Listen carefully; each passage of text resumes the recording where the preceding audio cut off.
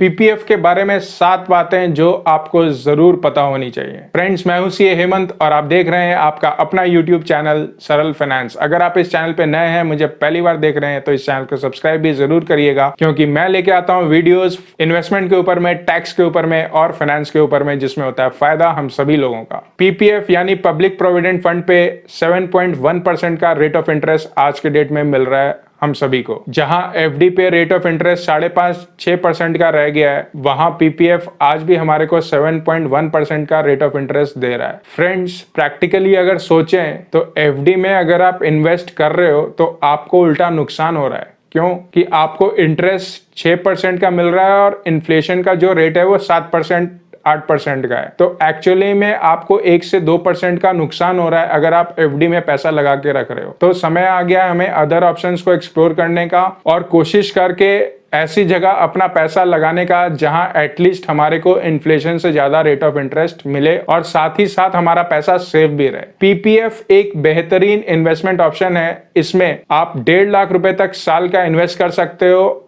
और जो इंटरेस्ट आपको मिलता है उस पे कोई टैक्स नहीं लगता।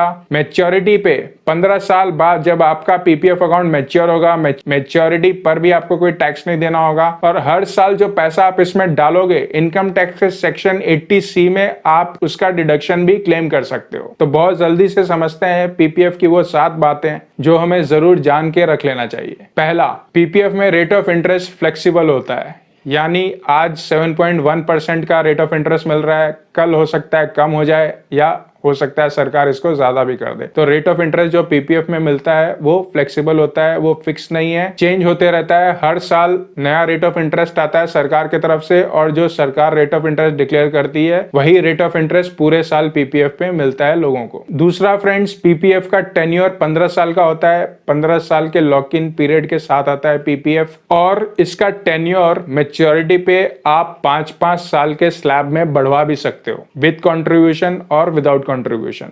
दोनों तरीके से आप 15 साल खत्म होने के बाद में इसका टेन्योर आगे भी बढ़वा सकते हो। अगर 15 साल बाद आपको पैसे की बहुत ज्यादा रिक्वायरमेंट नहीं है और आपका काम चलेगा आसानी से, तो टेन्योर जरूर बढ़ा लेना चाहिए 5 साल के लिए, क्योंकि उन 5 सालों में जो कंपाउंड होके आपको रिटर्न्स मिलेंगे पीपीएफ पे, वो आप कल्पना भी नहीं कर सकते हो, इतना रिटर्न्स मिलेगा आपको। तीसरा दोस्तों, वैसे तो पीपीएफ को 15 साल का लॉक इन पीरियड वाला अकाउंट बोलते हैं, पर 6 से 7 साल बाद आप चाहें तो इसमें से पैसे विड्रॉ भी कर सकते हो। कुछ परसेंटेज अलाउड है विड्रॉ करने के लिए और आप चाहें तो पीपीएफ के एवज में लोन भी ले सकते हो। चौथा दोस्तों, पीपीएफ अकाउंट अगर है आपका तो आपको हर साल उसमें मिनिमम 500 रुपए तो डालने ही डालने पड़ेंगे। अगर किसी साल आप 500 रुपए डालना भूल जाते हो तो आपका अकाउंट बंद हो जाता है और उसको नेक्स्ट ईयर चालू कराने के लिए उसमें आपको पेनल्टी जमा करानी पड़ती है। हालांकि पेनल्टी बहुत ज्यादा बड़ा अमाउंट नहीं है, पर एक नियम बना लीजिए, अगर पीपीएफ अकाउंट है तो कम से कम 500 रुपए तो सालाना उसमें जमा कराना ही कराना है। वैसे 1.5 लाख रुपए तक आप जमा करा सकते हो और मैं सजेस्ट करूंगा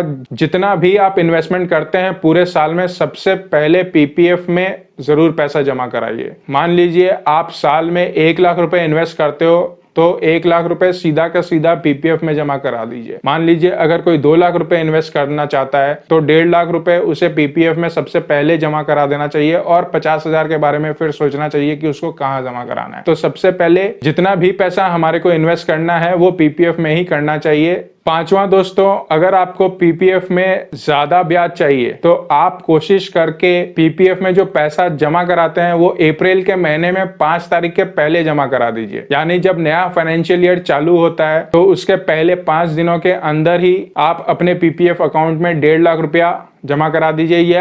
या साल में आपने जितना भी पैसा पीपीएफ के लिए एलोकेट किया है, अगर मुमकिन है तो सारा का सारा पैसा अप्रैल के महीने में 5 तारीख के पहले जमा करा दीजिए। ऐसा मैं इसलिए कह रहा हूं दोस्तों क्योंकि पीपीएफ में जो इंटरेस्ट का कैलकुलेशन होता है वो मंथली कंपाउंडिंग के बेसिस पे होता है और मंथली बैलेंस इंटरेस्ट देने के लिए जो चेक किया जाता है वो 5 तारीख के पहले का किया जाता है। तो अगर आपने 5 तारीख तक पैसा जमा करा दिया है तो आपको उस पूरे पैसे पे पूरे साल के लिए ब्याज मिलेगा। तो मैक्सिमम ब्याज जो आपको मिलेगा पीपीएफ में वो तभी मिलेगा जब आपने अप्रैल के महीने में 5 तारीख के पहले उसमें पैसा जमा करा दिया है। तब पीपीएफ से रिलेटेड 6th पॉइंट है टैक्स बेनिफिट्स के बारे में। पीपीएफ एक ऐसा अकाउंट है, जैसा कि मैंने वीडियो के शुरुआत में बताया था, पीपीएफ में जो भी पैसा आप डालते हो 1.5 लाख रुपए तक section 80C income tax act में आप उसका डिडक्शन क्लेम कर सकते हो। प्लस इंटरेस्ट जो मिलता है आपको पीपीएफ अकाउंट में वो टैक्स फ्री होता है, और 15 साल बाद जब आपका पैसा मैच्योर होके मिलता है आपको वो भी टैक्स फ्री होता है। तो इसीलिए